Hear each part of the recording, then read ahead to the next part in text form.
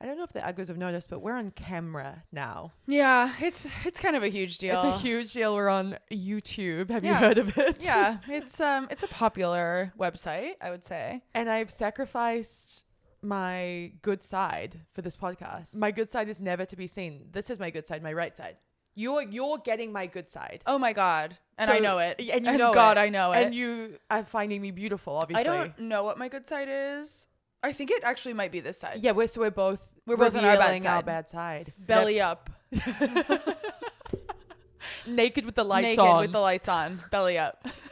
Did you ever see that video of Dua Lipa where she's getting photographs like with her Grammys and the photographer goes, "Do you have a good side? Which side would you like me to come from?" And she goes, "No preference." Oh my God. It's moments like those where you just think, wow, I could really unalive myself right here. I could just jump off the nearest cliff. I know. And that sometimes really God does give with both hands. It's rare, but rare. it happens. There is an incredible video of Ariana Grande on Good Morning America where the cameraman is approaching her bad side and she literally turns her entire body around to deliver like a full trill just with her good side. It's amazing. It's Mariah Carey spec of like never getting in overhead lighting. Just the commitment to the bit. Like I will never be seen from an angle that I don't approve. And here we are. Unapproved. Me, like no paparazzi shots. Don't look at me. To the phone that I hit record on. Devastating. Wow. Yeah, I really do actually think this is my good side, which I mean, it almost changed forever because I almost got my little mole here removed, but then I kept it. What happened to that?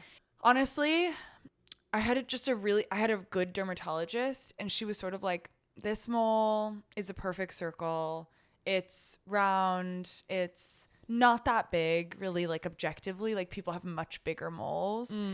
If I remove it, there's a chance that it will grow back bigger, not round. The scar might not heal, perfectly. And she was basically like, if you were my sister, I'd tell you to keep it. Right. You don't identify with it, which is interesting because when the caricaturist drew it, Yeah. you went like, what? What's that? People can see it? I know. I never think about it. And it's because, it's been on my face since I was a kid. Right. And it's gotten bigger because they grow with us, as we all know. Like our noses. Ugh. I'm going to be, my God. No, I'm not going to be anything. You We're and I are gonna- going to we're Turkey. gonna We're go going to to go to Turkey. It's fine. Tickets booked. Our 40th birthdays. That's a really Isn't good that idea. kinda nice?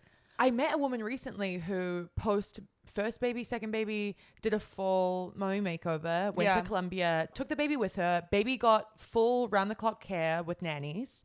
And she posted up 2 weeks, boobs done, lipo, tummy tuck, the whole 9.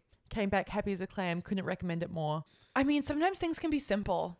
Sometimes. Look, No. we can't undermine just like how intense the recovery is on these things. Yeah. Like we just throw it around willy-nilly, but it's really full on what women go through. And every surgery comes with risks is the thing. It's like anytime you Huge. go under. Absolutely. And nobody needs it. Nobody needs it.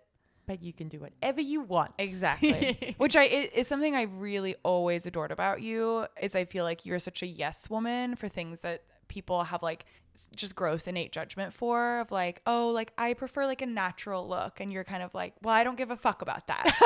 So Well, it's like, why put morality on beauty? Like morality doesn't need to enter the conversation with Botox. yeah, it's dull. It's a dull idea. Yes, of course, to freeze our foreheads and to have less wrinkles makes us look 23. To look 23 is more rewarded by society because we live within a patriarchal system. Yeah. I completely understand that.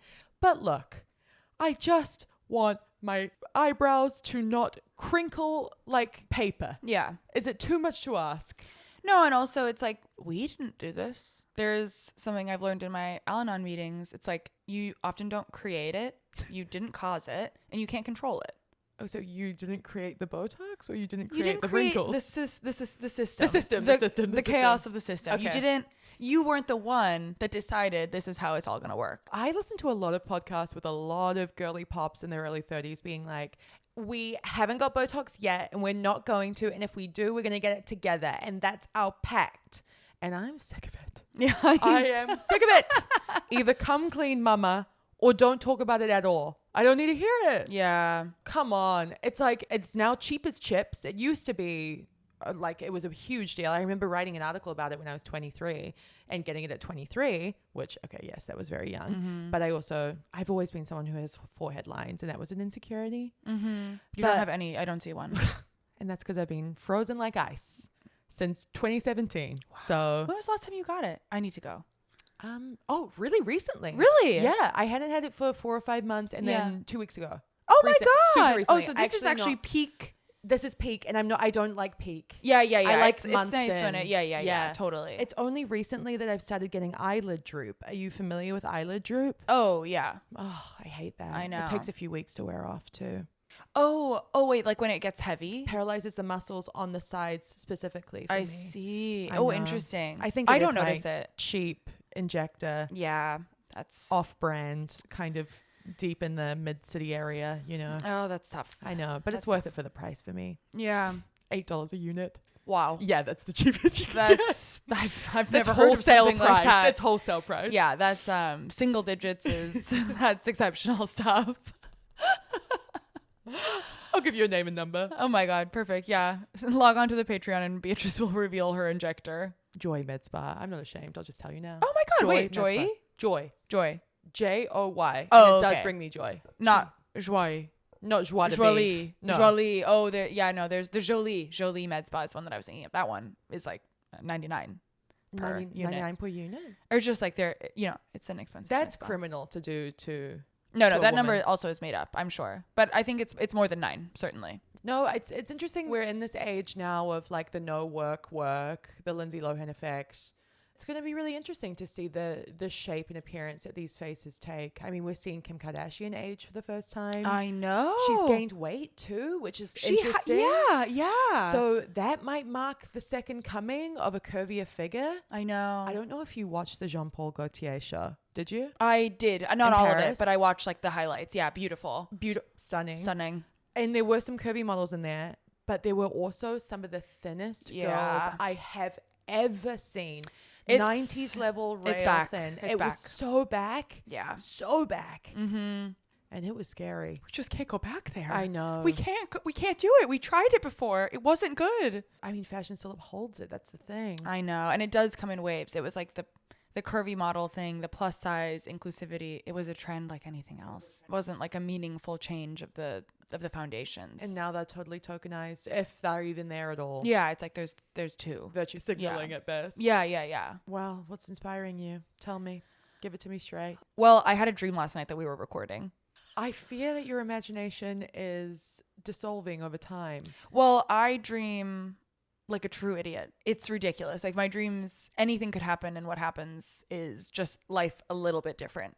With a little bit of seasoning. With a little spice. Wow. And not even spicy, like oregano. A touch of salt. I know. So it's like I never left here. What's inspiring me?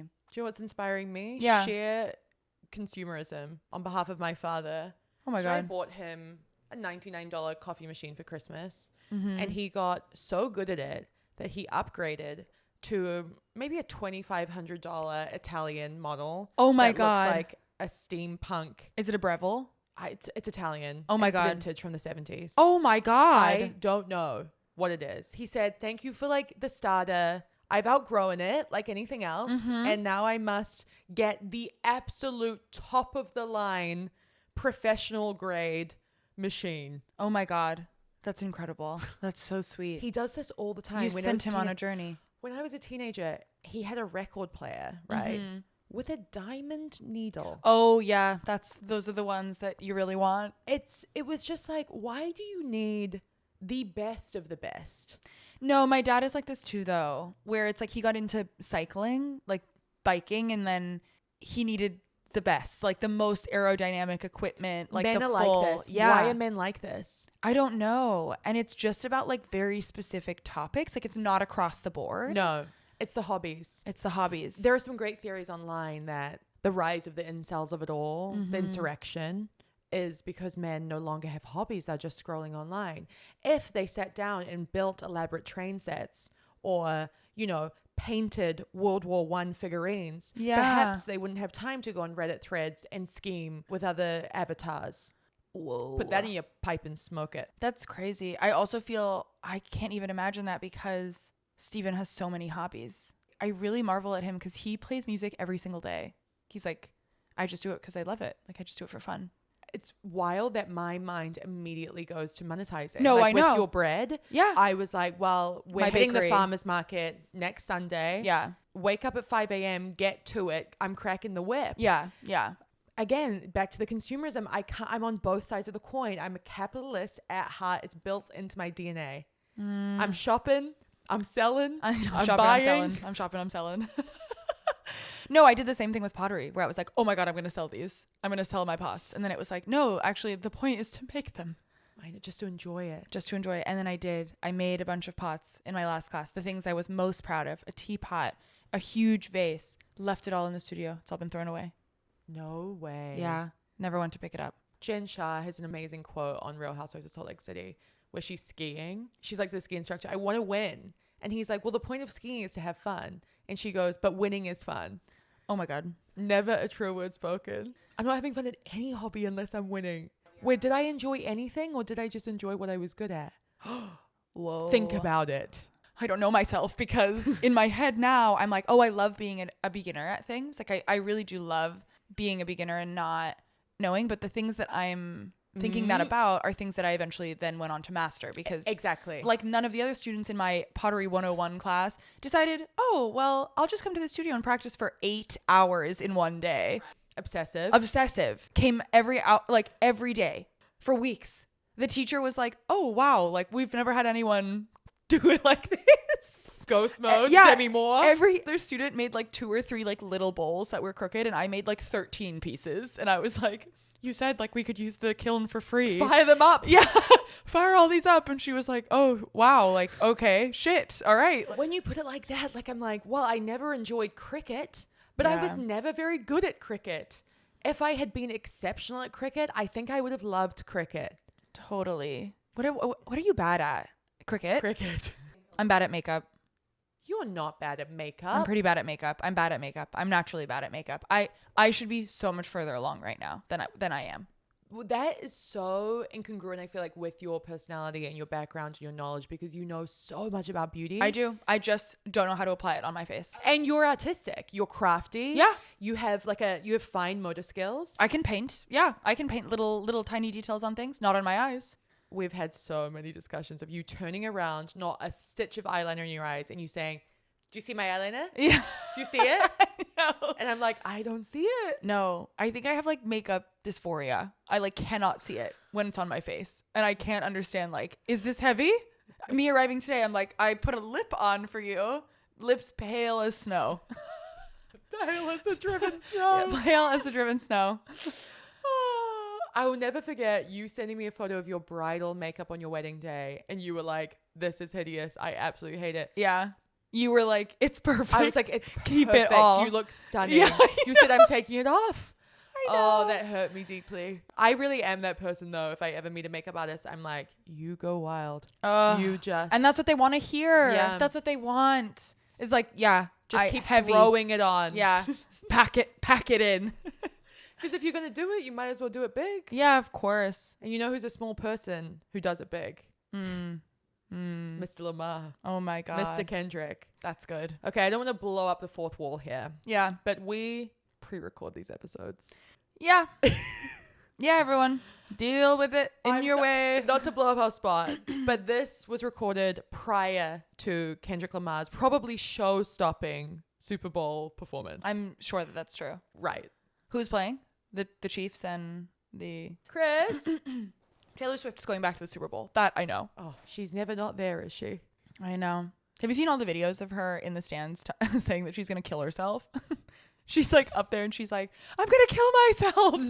No. And it actually made me like her more than like any other video I've ever seen of her. It's like her being like, I need to be like medvaced out of here. Like her just like being kind of funny and joking about how like the game is stressing her out. Have you been reading the blind items about Blake Lively allegedly wanting to go to the games and Taylor saying no?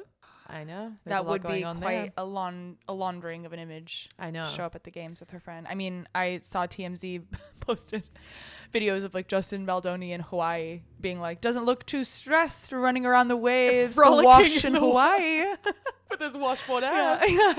No, Kendrick is performing at the Super Bowl, and this is why we've landed on him. And it's also because one of our VIP Argos requested him. Sorry, executive level Argos. Of course. When you reach executive level on the Patreon, you can choose who we do. And this was a direct request. They wanted Kendrick. We're giving you Kendrick. And this is a very interesting profile. Yes. I am hyped all the way up for this. Yeah, me too. It's a controversial one. Mm-hmm.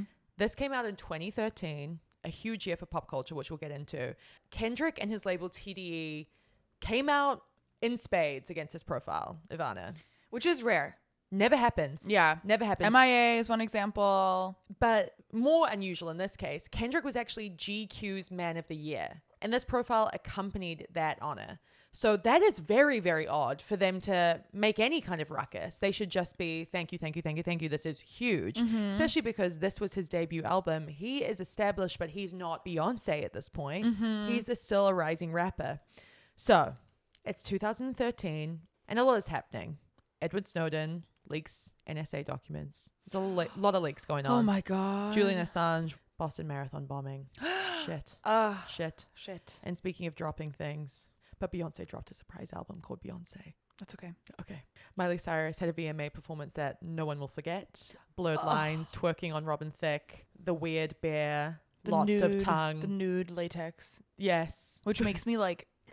I know. It makes me feel the way that like it's like nails on a chalkboard for the eyes. Yes, this was Wrecking Ball era when M.A.A.D was naked and just bouncing those titties around. Yeah. That was a time. But it was also a great year for music. Daft Punk's Get Lucky was out. Lord's Royals ruled the charts. You know my royal story. Of course. Do I tell it once again? Okay. Yes. I was played the single Royals when I was interviewing to be an intern, to be the production assistant at a film company that was pitching to do the music video for Royals. And they were like, what do you think of the track? And I said, don't love it. Don't think it's going to do what you think it's going to do. She's not going places, so to speak. Jennifer Lawrence wins an Oscar and falls on stage. Best Actress for Silver Linings Playbook. Yep. Tripped and fell. I need to rewatch that. Her trip? No, the movie. Do you know she's coming back out with another movie where she loses her mind? Yes, with Robert Pattinson. That's they're right, together, Robert yeah, Pattinson. and they're both like kooky. God, you're good. Thank you. Kim and Kanye had their first baby, Northwest. She was born this year. Justin Bieber's bad boy era began, peeing in the mop bucket, getting arrested, fighting with paparazzi, you name it, he did it. Paul Walker died this year. Oh, I know. sad. I know. And just in the general kind of zeitgeist, selfies were everywhere. This is the year of the selfie. People taking photos and captioning them #selfie. #selfie. I remember it. I was selfieing up a storm. This is my first year of college. Wow. So I was making friends with that front camera. Oh, yeah, of course. Absolutely, of course. Twerking was also mainstream at this point. Shaking that. Yeah. Shaking that. And Vine era was at its absolute peak. We were vining left, right, and center, which obviously gave way to TikTok, where we are now. Thank God for that. If we didn't have Vine, would we ever have Addison Rae? Probably God not. only knows. God only knows. And this profile was written by Steve Marsh, who is now a senior writer at a magazine, I don't know, Minneapolis St. Paul magazine, I think it is. I'm not sure. But he has written for kind of everyone. GQ, Pitchfork, Vulture, Wall Street Journal, and is known for this profile specifically. Kendrick Lamar and other kind of people, Tig Notaro, he did a big profile on. But this one's famous.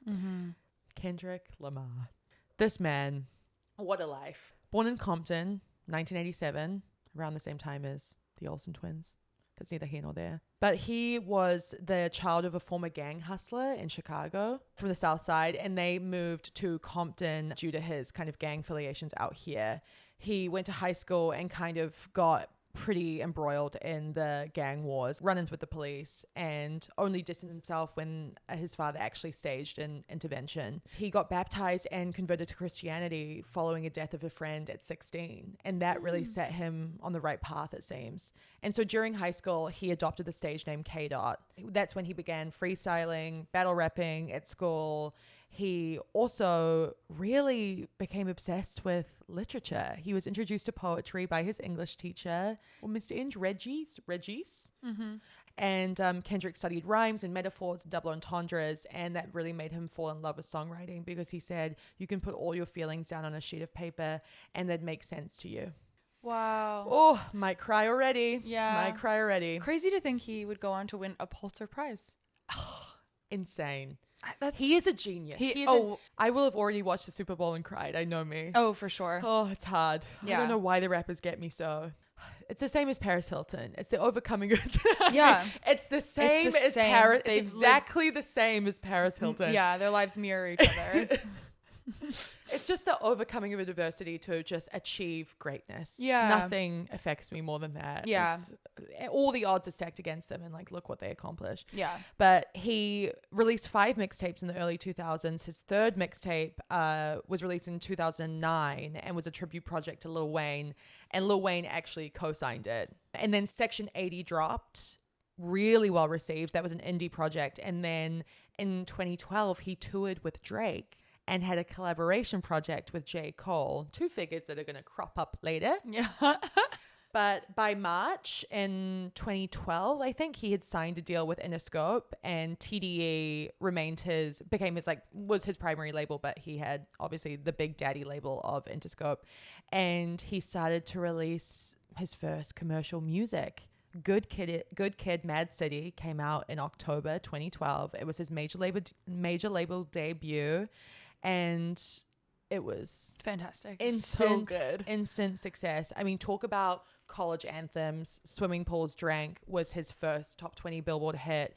Also Backseat Freestyle, Poetic Justice, Bitch Don't Kill My Vibe. Massive critical acclaim for intricate storytelling. The highest first week of sales for a male rapper of that year. And it also became the longest charting hip hop album on the Billboard 200, surpassing the Eminem Show. And in 2022, became the first hip-hop studio album to chart for over a decade. I have full body chills also, so I'm right there with you. And that brings us to 2013. We're a year on from Good Kid, M.A.A.D City, and GQ is catching him 10,000 feet above Compton on a private jet. Ms. Ryder, what I wouldn't give to be on a private jet with talent. Can you imagine? I know. Just the publicist pitch of like, so we're gonna put you on the jet. We're gonna fly you, I think, to New York. We're gonna kind of end up maybe like at a restaurant, his apartment, put you on the jet. Sounds nice. It sounds so nice. I've only been on one private jet in my life, and it didn't go anywhere. The Playboy jet. Playboy jet. Playboy was sort of doing a rebrand. They were sunsetting their editorial. Yeah. I'll never forget. And they were like, term. we're going to be a brand. Like, we're coming out with clothing. We have this jet, this like Playboy bunny jet that's branded. Like, the seats were made of cashmere. And so we were sort of invited to come see, before it took its maiden voyage, what the jet looked like, what it was like to be on it. They served us all champagne. It was fabulous. It was absolutely fabulous. We just kind of walked around and then walked off. Okay. So we're 10,000 feet above Compton. We're with Kendrick, and he's explaining to Steve what happened to him yesterday because he fully vanished. Steve was supposed to have this full guided tour of the neighborhood where Kendrick lives. They were supposed to go to his parents' house, like the old high school, just like go around South Central. But instead, Kendrick fully went AWOL. And Kendrick's like, okay, I know that no one heard from me, not Interscope, not TDE, nothing. I was fully gone. And it's because I was sitting shiva for a murdered friend. A guy he calls little bro, a kid from the neighborhood, where friendship, Steve writes, is defined primarily by neighborhood. A few weeks earlier, Chad Keaton, 23, had been wounded in a drive-by shooting very close to Kendrick's parents' house. He held on for a month, but ultimately died of complications from gunshot wounds. Today, they're on board a Challenger 307-seater en route to New York's Fall Fashion Week. How frivolous and ridiculous must that feel? Yeah, absolutely. A destination filled with people Kendrick isn't sure whether he wants to impress or fuck with. But he's telling Steve about Chad. It all happened when I was overseas, he said. I had to talk to him over Skype on the hospital bed before he passed. That's awful. And it's so young. And also Skype. Yeah. Might as well send a telegram. I know. It was always flickering in and out. Just to swing from a funeral to being in a private jet with a GQ journalist. I mean, I can't even imagine what that distance must feel like. Mm-hmm. But it's been a strange year for Kendrick. He has already been regarded as something of a messiah, one of the best rappers to ever come out of the place that's produced one of the best rappers ever. And since then, his legend has spread fast. It actually began late last year when Kendrick's major label debut album, Good Kid, M.A.A.D dropped to universal acclaim. The album, about a day in the life of a nerdy Compton teenager K-Dot and his homies as they run around in his mum's minivan chasing that crazy-ass girl Shireen, is practically a Black Ulysses, a portrait of the rapper as a young man, simultaneously a drive-by deconstruction of the gangster rap's violent tropes and a celebration of its signature slow-rolling sound. On Good Kid, Lamar is our embedded correspondent, spitting triple-time confessionals from a part of the country most of us had forgotten once the rap scene found a fresher inner city to fetishize. He's the game's most linguistical, cerebral MC, but also its realist, the one who finds the most vivid way to tell a story about his unemployed buddies trying to rope him into robbing some dude's house. And it's this polarity that makes listening to King Kendrick feel like you're putting on the illest 3D glasses in hip hop. The reason I read that entire paragraph is that it's one of the most critiqued in the aftermath of this story being published. Really? Yes. Why is that? Do you want to know now or do you want to know after? I think I want to know now. Okay. Well, TD released a massive statement, and I think they were actually using this as a bit of a Trojan horse. They were upset about some comparisons that would come later in this piece. But when he's talking about gangster rap's violent tropes and how Kendrick is our correspondent into like this world, they're using it as like, oh, you're just stereotyping rappers being these kind of violent thugs and so on and so forth. And GQ was totally baffled because they were like, well, that is what the album is. It is taking us kind of behind the curtain of these boys running around town in one of the most dangerous neighborhoods and, you know, trying to make a life there. It's really fascinating. I'll read you the full statement when we get to the end. But this in particular was a pullout. I remember hearing like tricklings of the backlash, but I specifically didn't look to find all the details because I wanted it to be revealed live on air. You love a reveal. I love a reveal. A surprise wherever I'll get it. You're also a gasper, which is my favorite thing. Editing you is so interesting because you gasp a lot. That is true. I do gasp a lot. You're reactionary in the best way. By nature of recording a podcast, it's like we are forced to be present, fully present. There's like, I can't do anything else but listen. And so for that reason, the gasps, I'm sure, come. I like it. I think it's earnest. I feel like a lot of shows are very jaded. Like that kind of like, Well, I don't think it's kind to your co-host to pretend like you know everything that's about to come out of their mouth. Right. It's like, that suggests like some sort of like, oh yeah, and I don't know what's about to come into your mouth. No, I don't at all. And so why would I act like I saw this all coming? What's coming next? I don't know if you know, because I didn't know that this is where it all kicked off. So Good Kid, M.A.A.D sold an industry shocking 240,000 copies in its first week, and then it went platinum by the summer. In August, Kendrick snuck a 64-bar verse into his buddy Big Sean's song Control. And in it, Kendrick calls out every rapper in the game. Drake, A$AP Rocky, J. Cole. I'm going to read you a little bit of the verse. Yeah. This is it. I heard the barbershops be in great debates all the time about who's the best MC. I'm usually homeboys with the same N I'm rhyming with, but this is hip hop and them N should know what time it is. And that goes for Jermaine Cole, Big Crit, Wale, Pusha T, Meek Mills, A$AP Rocky, Drake, Big Sean, Jay Electron, Tyler, Mac Miller. I got love for y'all, but I'm trying to murder you, N. Trying to make your core fans never heard of you, N. They don't want to hear one more noun or verb from you, N. That's it. That's it. That's all he said. Okay. It's not personal. No, it's quite a list. It's just quite a long list. It's just a list of other people. Yeah. I'm going to be bigger than you. Yeah. It's not saying like you suck. It's just like I'm challenging you. Yeah. And that's that. That's what we have to do in this environment. Yeah. Sorry. Yeah. Okay. So this song comes out on YouTube. And for a week, it's the biggest story in music. A few weeks after that, Kanye announces he's touring solo and that his opening act is going to be Kendrick. what kind of happens after this? I'm like skipping ahead a little bit now. But he goes to the MTV Music Awards and he runs into Drake for the first time since this drama. And he's like, what's up, bud? Like, good to see you, you know? And they've had several collaborations at this point. Like, he has been on Take Care and Drake has also been on Kendrick's album, Good Kid, M.A.A.D City. Like, they have collaborated. Yeah. And so he sees him and he hugs and he's like, good to see you. He walks away and he's singing I got my eyes on you, and Kendrick is literally saying, you watch, I'm going to be singing on my 5th album. Like, it's all love, right? So Steve is there with Kendrick at this time and he goes, it looks like all is good between you and Drake, right? Like, after this kind of diss.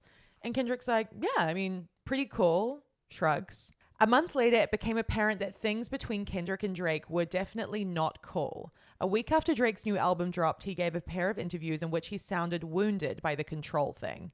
You can't just say that and then see me and be like, yeah, man, what's up? This is Drake speaking. Seemingly in response during the BET Hip Hop Awards cypher a few weeks later, Kendrick freestyled, nothing been the same since they dropped Control, and tucked a sensitive rapper back in his pajama clothes. Pajamas. He is so funny. Yeah. Yeah. Drake loves to be offended. Yeah. Oh my God. He just called out 12 other people and Drake took it personally. He's like, what? Me? I heard a great comparison that's like, rappers fight like dogs. Drake fights like a cat. Oh my God. Drake puts a paw out and is like, gonna hit me back. Yeah. Like, rappers are gonna take a bite and then they're gonna run away and like recover, Yeah. and then they're gonna bite back again. But it's ultimately all good. Like, Yeah. it's all fair play. Yeah. In Love and War. But Drake, And he's just like quietly hissing in a corner the whole quietly time. hissing in the corner, is never gonna forget what you did to him. Yeah. Yeah. Is gonna hold it against you for the rest of his goddamn life It's if so he true. can help it. Okay, so Kendrick says now that all the other rappers like took it in spirit, like was like, yeah, this is just like a backhanded tribute actually to like all his peers. Like, he's like, I actually see you as on my level and that's why I'm coming for you, low-key. Yeah. It's a compliment. Yeah. Not Drake. Yeah, I guess he took it as a diss, Kendrick says, downplaying talk of a beef. But he was also clear that he doesn't look up to Drake. He doesn't see him as any kind of creative influence. When I asked if Drake was a mentor or a role model, he replied quickly, no, peer. If anything, we all peers. I mean, Kendrick's not calling Drake a role model. No. That is also a really interesting question to ask someone. Are they a mentor or a role model to you? It's like, The guy from Degrassi? yeah. Okay, so when Kendrick was 21, Tupac appeared to him in a vision. So before you roll your eyes, Steve says, I really love Steve's writing. I think he's like fun. Yeah. I think he's being fun with it. He is like a person on the ground. He is an everyman. He's an everyman in a way that's nice. Totally, because he's anticipating your reaction before you have it. Yeah. And he's saying the joke ahead of you. Yeah. Which I really like. Yeah. It's real. Yeah.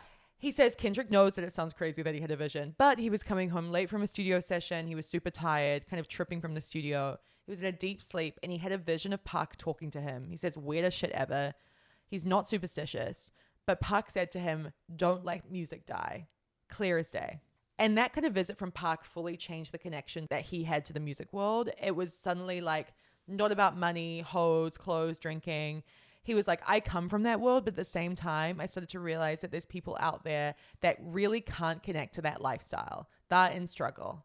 And I mean, how many rappers are really taking that approach? Yeah. We the Best Music certainly is not taking off their chains and saying, let's talk about the little guy. No, and like, so many of the, the big songs are about, what was it? Money, hoes, clothes, drinking.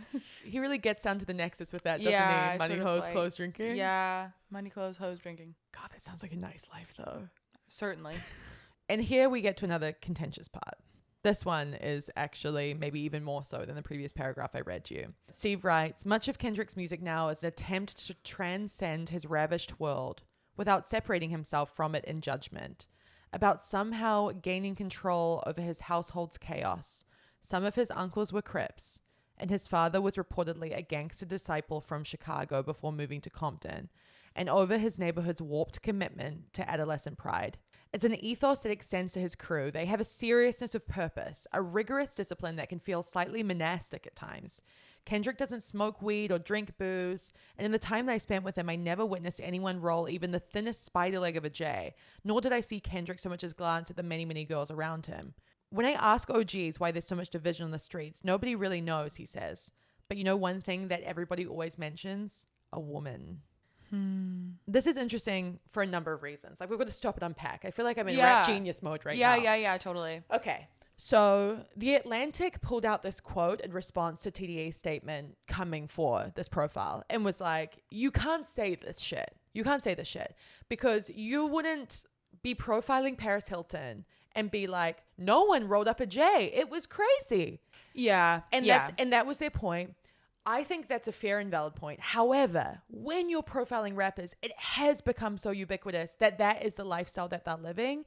It is an anomaly that, like, as someone in hip hop wouldn't be doing that. Yeah. To be like, yeah, there were no women around. There was no alcohol being drunk. I remember interviewing Future. It was 11 in the morning. He asked someone to get me a tequila. Like, that is just the lifestyle. It's like the impact versus intent. It's like, you don't know Steve's intention and like whether it is to like stereotype this group of people and make it like very one note of like, where are all the joints, fellas? Like, it's like, that's horrible. Right. But that also, it's like, it's we weren't there. Totally. And it's an interesting distinction to illuminate. It's like you're trying to draw a picture through the negative of like what's not there. Right. In and the what's room. so interesting is that it's not just that there's no joints. It's not just that there's no alcohol. It's not just that there's no women. There's none of any of it. Yeah. And that is what is so wild about it. It's like, we actually, the picture here is different. It's so different. Yeah. So drastically different from what we know. So why is that? Yeah. Let's ask the question. And Kendrick is like, yeah, it's because like I have to be on, more or less. And this quote about division being over a woman is so funny because what ended up happening with the Drake and Kendrick beef, which we'll get into later, is rumored to be all over women. Women with the crew, dating some person in another person's crew and fights kicking off about it. So it's just funny that human nature does not evolve in any which way. It's always the same. I did gasp reading this, seeing the Diddy reference. This profile is so current. Yeah, it is. Really is so current. It's shocking how long ago it came out. They're back in Kendrick's hotel room at this point. They're in New York, and a plan is coalesced to hit a party being thrown by Diddy at the Dream Downtown Hotel. You been there? You been there with promoters, Ivana? Never. That was my life. Really? That was my lifestyle. Thursday night at the Dream Hotel. Oh my God, no. I only ever went out at Tropical 128 in New York. What is that? It was like a dive bar in Chinatown with flip-flops stapled to the wall. But they played pop. That's the time. It was amazing. One of Kendrick's top dog boys leans back and goes, man, I can't go to the club. And Kendrick goes, we have to go. And this guy's like, look at you, we have to go. Like, what do you mean we have to go? And Kendrick's like, you know me, I only go when there's a point. He's so calculated. Yeah. He's Taylor Swift. He's smart. He's smart. Yeah. Usually the point is just drinking. But walking through the club the week after I release Control Verse, that's a point. There's a reason for it. Taylor Swiftian. Yeah. Here we are. We've arrived. We've arrived at the TDE problem. It's right here. It's right in this moment. This is the problem. 20 minutes later, Anthony Top Dog Tiffith, basically TDE's Suge Knight, asked if I had a fun day. I said I had and that I was surprised by their discipline. You guys seem so calm, I said. Well, Tiffith told me, we're going to have to call a night with you because we're about to get uncalm. You understand. Okay. The problem here is the comparison to Suge Knight. You know who Suge Knight is? Suge Knight is the man who is rumored to kill Tupac. Oh, right. And to compare someone to him, I mean, I don't know if that's like a racial comparison. I don't know if that's because he has a similar vibe. Like a power comparison. A power comparison. I don't know what that is, but that is definitely what set them off. And then all of the rest of it is just seasoning on top. It's like, and look at here, and look at here, and look at this, and look at that, and look at how this is making our point. But I think it's all in the Suge Knight. Well, also the following it, you guys seem so calm. It is. It feels like telling a group of Black women that they're so eloquent. Yes. It's like, wow, like you guys are such good speakers. It's like you cannot. Yes. What are you be doing about? Like you guys seem so calm. I know. It's tough. It's the unspoken really than the spoken. I mean, here. and especially like, I mean, it goes back to, I mean, this goes so far back if you really want to sink your teeth into it. I mean, slavery, they used to like banish urban slaves over drinking. Like they used to try and give them alcohol to control them, and then they would banish them, and that's the reason how they would get rid of them. Like alcohol is so intertwined with white men and power. And Swimming Pools Drank, which was Kendrick's song, biggest song, college hit that white boys were fucking bumping to all over the world, was a song about alcoholics and his family and how they couldn't put down the goddamn bottle.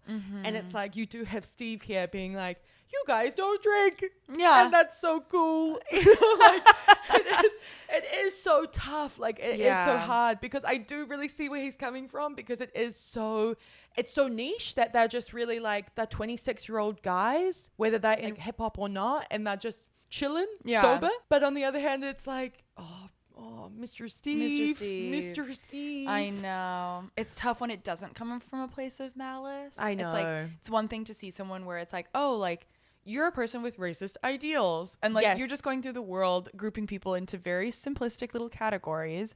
And that's all you can see, unfortunately. And I don't think that's the case. It's not Steve. So there was a lot of gossip that came out of this club night that Steve wasn't a part of. And TD, I think, was also very upset that he reported this. But he writes, the gossip from Diddy's Ciroc Amaretto launch party / VMA after party sounded like it fell out of a massive tear in the mid-90s West Coast, East Coast time wave.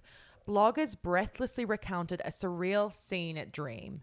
Booths packed with hip-hop Illuminati, Jay-Z, Beyonce, mouths agape as a wasted Diddy attempted to pour a drink over Kendrick's head, only to be thwarted by Jay-Z acolyte J. Cole, who was then kicked out. Okay, so are you keeping up? Are you following that? I'm following, okay, I'm so following. Diddy tried to pour a drink over Kendrick's head, and J. Cole intervened, and J. Cole got kicked out. Naturally, Kendrick himself refused to corroborate the story. He said it was all love at that party. So we get into a little gossip reporting here. It's gossip reporting. Yeah. This party happened a while ago, I should say. Yeah. We are now headed to Fashion Week. He is playing at some random kickoff party as a 40-minute set, and the models are absolutely loving it. Yeah. So fun. He is playing, of course, Swimming Pools Drank, which is a call and response song. Headshot, drank, sit down, drank. A wraith-like 6-foot blonde with a white veil dances around a coven of little models. There is something demonic about the scene. Kendrick recounting his fever dreams about the grim consequences of decadence while presiding over a decadent Fashion Week party.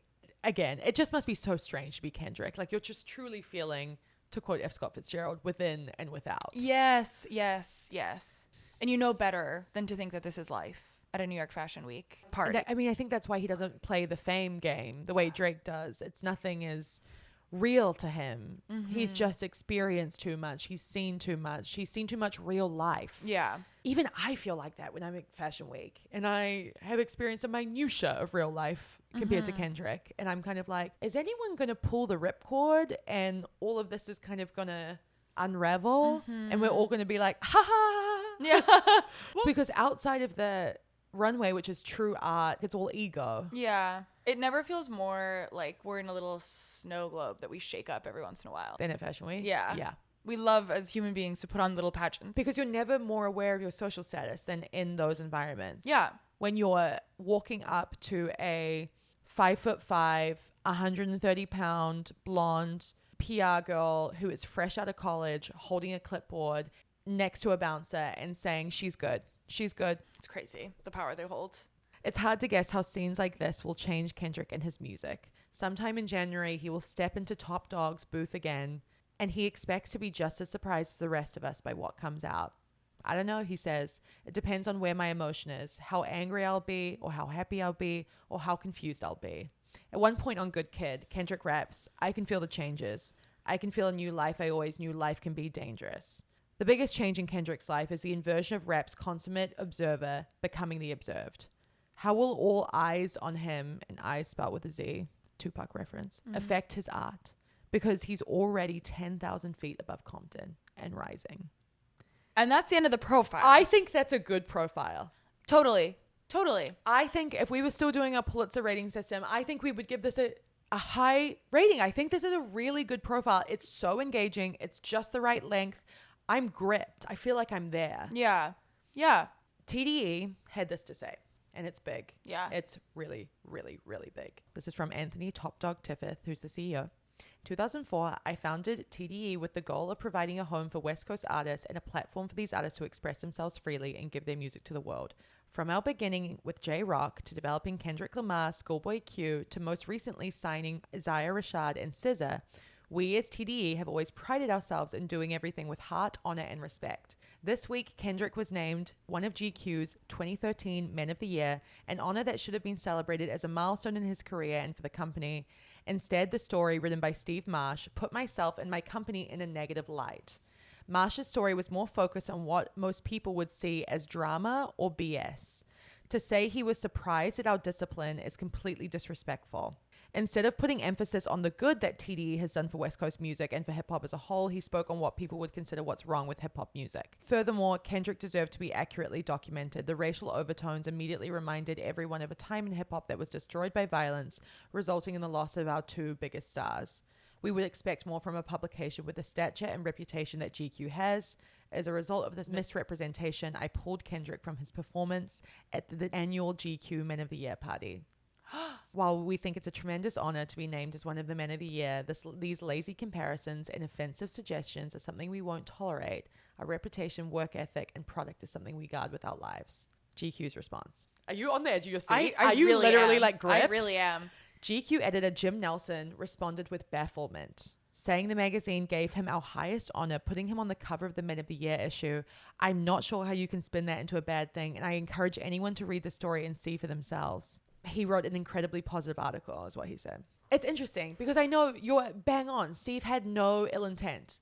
I think Steve thought he was doing a really like three-dimensional portrait of the entire ecosystem that is hip hop in 2013. Yeah. And Kendrick's place in it. It's so tough because I guess, yeah, it is the first read, second read. On first read, it's overwhelmingly positive. On second read, it is the things that Steve chooses to focus on. Mm-hmm. It's sort of like where the light shines is where the eye goes. Right. And where the light shines in this profile is to this dramatic night at this Diddy party where and the Drake beef. And the VMAs. Drake beef. Yes. And it's like when you focus on those things, it does become about that. You can't be like, that was just an aside, because more space was given to that.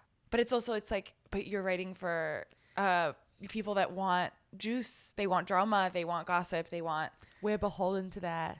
I know. And it almost feels like naive for Anthony, the CEO, to put out a statement like this, not to like understand the way that media works in this way. However, I really, really, really, really do believe that this statement is so personal. I think it is the Suge Knight comparison that sent him off. Mm-hmm. I think if he just read this, he would have been like, oh my God. If he just read it without the Suge Knight comparison, he would have been like, oh, what an annoying. He focused on the fucking Drake thing and he focused on the Diddy party. Yeah. What are you going to do? Yeah. It's just, it is what it is. It's a profile. I don't like it. He's Man of the Year, but he's in it. Mm-hmm. He's in it and it's personal. Mm-hmm. That's when it becomes personal. Yeah. Because Kendrick didn't put out a statement. The CEO of the label put out a statement. Yeah, I know. That is interesting. When have we ever seen that? Not once. We have seen talent put out statements. Of like, they got me wrong. Shawn Mendes. I know. But we didn't see, I don't know, Jimmy Iovine put out a statement on Shawn Mendes' behalf. He is straight, and that's why we love him. Jimmy Iovine speaks out.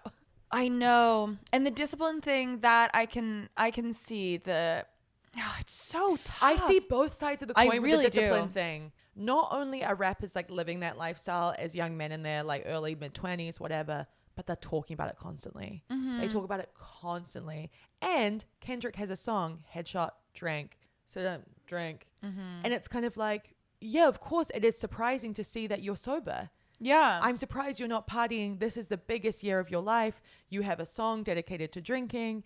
You're in your mid-20s. I would imagine you're partying constantly. Yeah. Why wouldn't you be celebrating? Yeah. At the club, day in, day out. Day in, day out. Yeah. Look at Diddy falling over with a bottle of Ciroc. And he's probably in his, late 30s, 40s at this point. It does beg the question of what's newsworthy here. Right. Is what's newsworthy the beef or the party? Or is what's newsworthy the fact that, like, there are these young men all working together like monks in the studio, like just working, just doing it. But it's so, this is a complicated one. This is so it complicated. assumes a lot. I know. I think I feel defensive of Steve over the discipline because I think I would report it that way. Yeah. I think I would really say, I am so... Like, this is interesting. I am so interested. I am so surprised. I am so impressed. Yeah. That these men don't have constantly like women all up in the studio. They are just so singularly focused on creating the best product possible. The best art possible. The best art possible. Yeah. I know. How old was Steve when this happened? I need to know his age. I don't know. That's hard because I also feel that my heart, I think, would especially bleed for him if he was young, because I think that this is a young man's, this is so folly. This is a young man's folly, Yeah. in that you're doing something, you are clearly a talented writer. So talented. Definitely. Beautiful, beautiful descriptions of these scenes, of his songwriting, of, you know, sort of the world that he exists in and writes music in. The pullout that I'm struggling with is calling Kendrick a correspondent. Mm-hmm. Because that to me invokes an us and them narrative, as if we could never imagine or step into this violent underworld of Compton as precious white lily flowers, but Kendrick, who can play both sides, can take us there. Yes, and I think that is exactly the dynamic that is sort of unspoken, but there is very much an us and them. That's what's in this happening. profile. You can feel it. You can feel it, can't you? And Steve is the us and Kendrick is the them. Yes. And that, even though he never says that, that is woven in to the way he know. describes it. But it is compelling. Mm-hmm. It is. You finish it and you're like, there was not a moment that I fell off. Yeah. And I'll be real. In Addison last week, I fell off a little bit in the middle. Of course. I fell off at the beach in Yeah. Malibu a little bit. Yeah. Like, there was not a moment here. The Erewhon on the ground. Erewhon in the ground. Yeah. I did not slack here even for a moment. Yeah. It was so sharp. It was so tight. It was so vivid. Yeah. Every scene was so vivid, whether he was talking about like Kendrick's life and background or he was talking about a beef or a party or what have you. Yeah. But what is so fascinating about this, right, is that what he chose to focus on, which is Diddy's party, which is the rap beef, couldn't be more has relevant stood today. the test of time. So in fact, he did report on what is the news. Yeah. He did pull out what would shape culture. Yeah. Even if it wasn't entirely Kendrick. I mean, what he ended up doing was essaying hip hop as a whole in 2013, like capturing a full image and not honing in on Kendrick as much as he probably should have. And the thing is also, if we were to look back in history, I mean, there would be examples of this all over. Early profiles of Halle Berry, early profiles of Rihanna, early profiles of Beyonce. There has been a call in the last like decade or so of just like, hey, it's really important that newsrooms have representation of different people from different backgrounds. Otherwise, everything is going to sound like this. Exactly. Of like, here we are, us, and here they are, them. And we're trying to get to know, trying to get on the inside of this, trying to figure out what's going on over there in Houston. You know, it's just like, it's painful. Truly. But for a long time, that was it. That's all we had. There was no other version, of course, of it, because there was no representation. And now, you know, there are amazing writers who are writing about it in a more nuanced way, like away from stereotypes, away from sort of these like assumptions. They don't even come up. I mean, look, the N-word is all through this profile. We, at this point in time, were writing the N-word verbatim when Talent said it. We were just transcribing it. Yeah. It really was a different time. I mean, he was definitely offended by the Suge Knight thing, but Anthony was really kind of ahead and getting it in a way that none of us were in 2013 and being like, hang on. We have to be more aware than this. Everything he's talking about, it's microaggressions versus like overt insults. Right. And he's picking up on all of them, all of the ones that could be found here. Yes. I do think though, the microaggressions I agree with. Yeah. I do think him being salty over Steve focusing on BS, like rap beefs and no party or whatever. It's like, oh, baby boy, come on. Yeah, You got that's juicy stuff. You gotta let us have it. And it happened while he was on the record. It happened while he was with Drake at the VMAs. You gotta come on. Yeah, You gotta let us have it. And that happens too, where it's like, I can't believe they decided to include my divorce. Yes. And it's like, okay, I'm sorry. I am. Like, I know. It's not fair. You got divorced during the interview. Yeah, I hate know. to say I watched you sign the papers. Like, but what is so funny is we saw history repeat itself in the realest way. Yeah. Exactly 10 years later with Kendrick, J. Cole, and Drake. When Drake and J. Cole hopped on a track together last year, First Person Shooter, and J. Cole was like, I don't even know who's the best anymore. Is it me? Is it Drake? Is it K. Dot? And Kendrick turned around on Like That, a song with Future, and said, fuck the big three. It's just big me. And Drake said,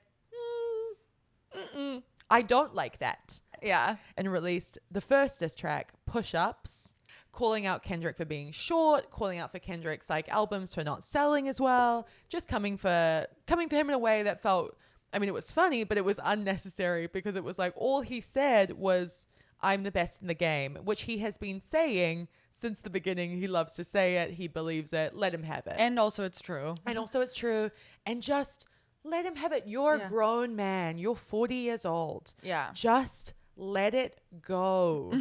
Let it go. Be evolved, be mature. Just be like, if you want to call yourself the best, Yeah. it's fine.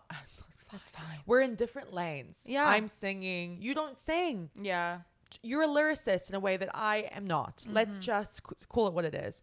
Drake is obviously unable to concede in any way like that. So the beef continued in a really, really savage, dark, twisted way for most of the summer, honestly. It really went on. And the fallout is still happening. I mean, now Drake is suing Kendrick's label over defamation for calling him a pedophile. His song Euphoria and Not Like Us became, you know, the biggest songs of the summer out in LA. Talk about Not Like Us, us and them. Yeah. Wow. We didn't mean to do that, did we? I know. That is a wild history repeating itself. It could not be more relevant today. Literally, history doesn't repeat, it rhymes. It came around exactly a decade later. Yeah. And I think we keep seeing that with these profiles. Yeah. Like everything foreshadows. It's all here. If we consult the origin texts, we would find it all. In these pages. Plain and simple. Taylor Swift, Taylor Donald Trump. Yeah. There are some doozies. Yeah. Truly. Kim Kardashian. Yeah. Paris Hilton. Yeah. Come on. Yeah. Because we don't change that much. No. And our society rewards things the same way. Just sometimes people fall in and out of favor. Depends on the season. Depends on the award show. Did you enjoy this? I really did. It is really interesting. And it's just something I think it's a trap a lot of journalists could fall into. Yeah. And it's criticism a lot could get easily sort of filing something that you think is going to be non-controversial at like in every way and then discovering the little holes. I think it's also tough to insert yourself into a profile when you use first person. When you say, I was impressed by their discipline, you are opening yourself up to a lot of critique. Yeah. It's coming. It's editorialized in a way that it didn't even maybe need to be. No. Of just like, it's a show, not tell. It's like, you know, the visual of them in the studio, lights on, waters by their side is enough. That's the portrait. Yeah. You're so right. Did you need to say like, I loved these young men and their discipline. So calm. There's such a calmness about them. Yeah. Not what I was expecting. It's like, oh, poor Steve. I know.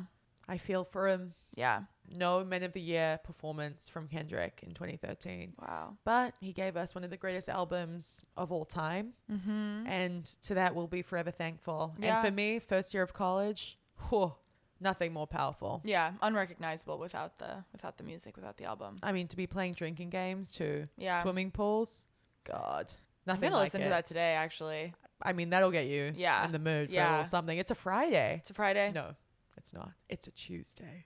Fuck. It's a Oh my God. Tuesday. Us dropping out of character. Well, also so funny the idea that what we're doing is that every Tuesday morning we get here at 4 a.m. to live record so that it loads onto the page immediately after.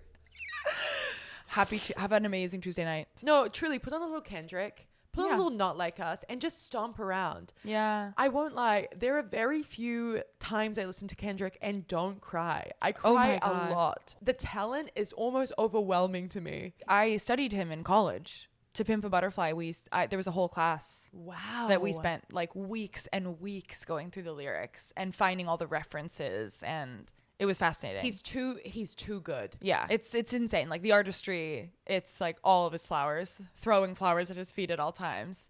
Well, I'm inspired. If we weren't inspired already, we are now. Yeah, certainly. All right. I love you, my love. Can't wait to see who wins the Super Bowl in the future. It's already been done. I know, but we don't do it now. We don't know now. We can't end like that. You're right. We said we're inspired now. That was the last good thing we said. Yeah. We could just end it there. Love you. Love you. Bye. Bye. So rogue. I know.